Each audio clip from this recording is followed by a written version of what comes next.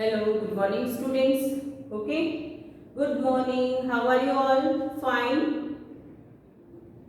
Okay, in this lecture we will do revision of chapter 1 and chapter 2 because your unit test exam is coming. आपकी unit test जो है वो exam आ रही है, उसके लिए हम चैप्टर 1 और चैप्टर 2 का रिवीजन करेंगे. रिवीजन में ये आपका सिलेबस है जो कि आज के लेक्चर में हम पढ़ेंगे. ओके, आपके एग्जाम में चैप्टर 2 आने वाले हैं. Chapter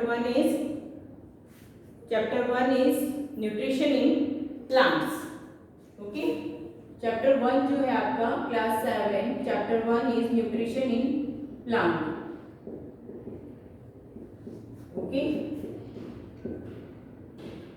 we will discuss today only the summary of this chapter. Okay, summary मतलब हम डिटेल्स नहीं पढ़ेंगे. रिवीजन का मतलब क्या होता है, थोड़े थोड़े टॉपिक्स मैं आपको बताऊंगी. Okay okay, nutrition. सबसे पहले न्यूट्रिशन क्या होता है, तो nutrition is the mode of taking food. Nutrition क्या है, mode of taking food. Mode of taking food and its utilized by our body. और ये हमारी बॉडी में यूटिलाइज कर लिया जाता है. ओके, ये है न्यूट्रिशन. अब जब हम फूड लेते हैं तब क्या होता है, ये जब हम फूड ले रहे हैं then nutrients goes into the our body. यानी ये क्या है, component of food. And you have already studied in class 6 component of food. Nutrients के बारे में आप पढ़ चुके हैं, क्या क्या कौन कौन से न्यूट्रिएंट्स प्रेजेंट होते हैं.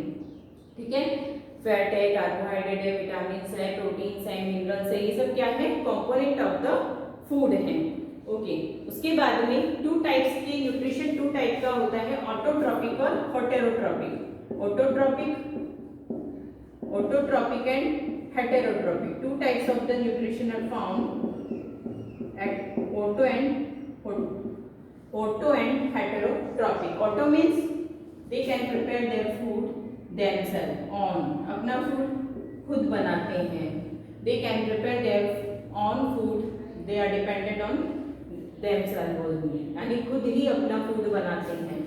and heterotropic जो होते हैं they are dependent on others for their food. इसके एग्जांपल्स में हम लिख सकते हैं प्लांट्स, एंड हेटेरोट्रॉपिक में आप लिख सकते हैं एनिमल्स और ह्यूमन बीइंग्स.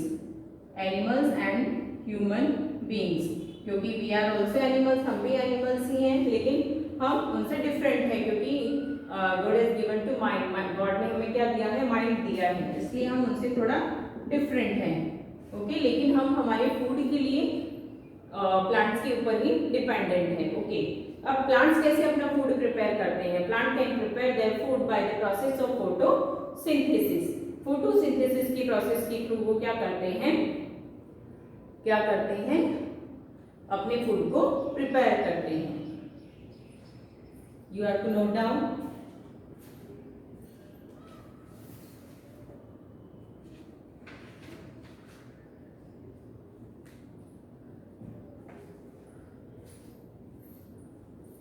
अब हम पढ़ेंगे photosynthesis. 1 minute, I am rubbing the board.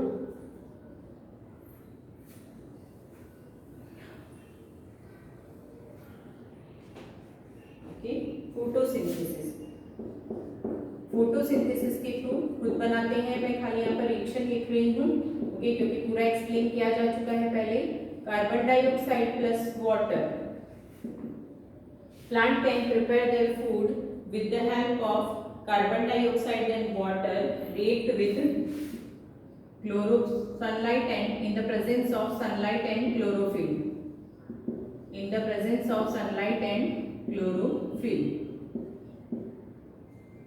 And prepare carbohydrate लिख सकते हैं या फिर स्टार्च लिख सकते हैं. कार्बोहाइड्रेट का फॉर्म होता है and oxygen gas is released. Okay, ये कार्बोहाइड्रेट क्या है, फूड है फॉर द प्लांट, जो कि स्टार्च के फॉर्म में स्टोर होता है. देन आफ्टर, इसके बाद में हमने पढ़ा था अदर मोड ऑफ न्यूट्रिशन में हमने parasite then saprotropic, then symbiosis,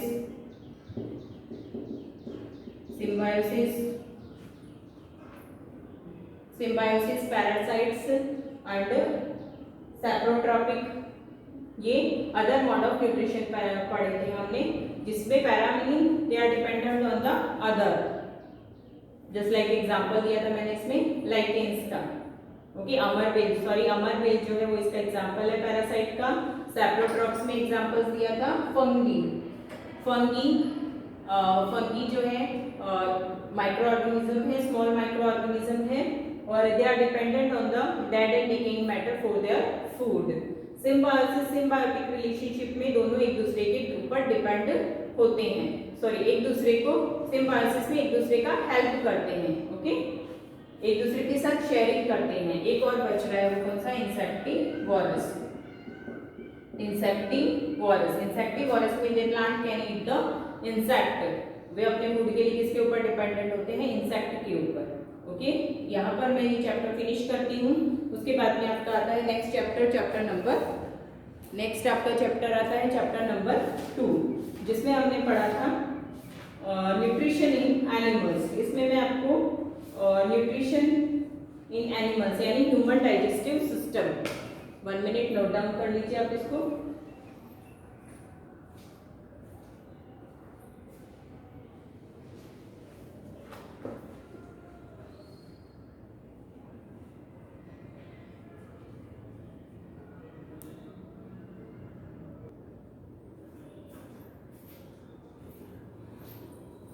okay students, next chapter is nutrition in animals.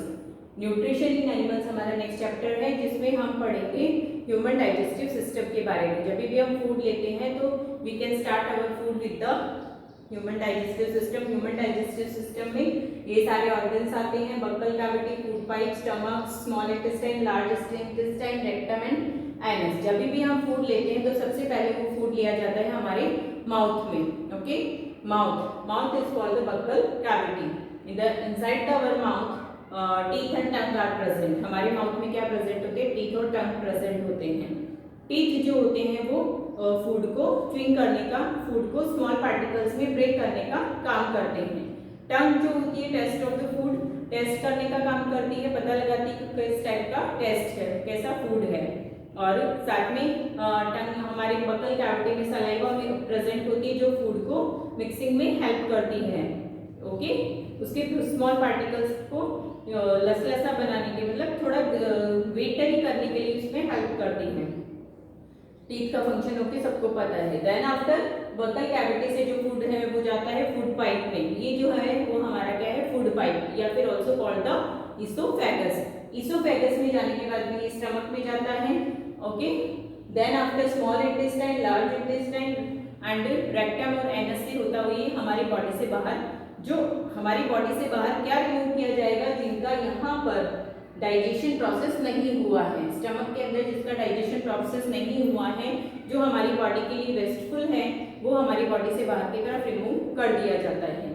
Okay, जो रेक्टम और लास्ट में एनस के थ्रू हमारी बॉडी से रिमूव कर दिया जाएगा, जो हमारी बॉडी के लिए वेस्टफुल होगा. ओके, देन इसमें एक और हमने पढ़ा था रूमिनेशन. हम एनिमल्स में और ह्यूमन बीइंग में क्या डिफरेंस होता है डाइजेशन में? रूमिनेशन देखिए, जैसे आपने काउज देखी होगी. काउ जो होती है, जब आप उसको फूड दोगे वो तुरंत उस फूड को च्युइंग नहीं करती है. वो क्या करती है? तुरंत उसको निगल जाती है, स्वैलो कर जाती है. देन आफ्टर जब वो रेस्टिंग पोजीशन में बैठते हैं तब वो उसको उसकी बॉडी में फिर वो वापस बाहर आता है. उसको अपने बॉडी में, स्टमक में वो स्टोर करके रखते हैं. स्टोर करने के बाद में वो वापस बाहर आता है और फिर वो उसको जब वो रेस्टिंग पोजीशन में होते हैं देन वो उसको च्युइंग करते हैं. देन आफ्टर हमारे अंदर जो प्रोसेस होती है, सेम वही प्रोसेस उनके अंदर होती है. रूमिनेशन की प्रोसेस के थ्रू जो एनिमल्स ये डाइजेशन करते हैं उन्हें क्या कहा जाता है? रूमिनेंट. ओके, हम रूमिनेंट नहीं है. क्यों नहीं है? क्योंकि because we can not digest the cellulose. और cellulose present in the grass के अंदर क्या प्रेजेंट होता है? सेल्यूलोज प्रेजेंट होता है. उस सेल्यूलोज को human being can not digest, क्योंकि इसके लिए जो डाइजेस्टिव एंजाइम्स चाहिए वो हमारी बॉडी में प्रेजेंट नहीं होते हैं. Okay students, Okay, I am finishing my lecture here. Okay, best of luck for all the students for your unit test exam. Okay, bye.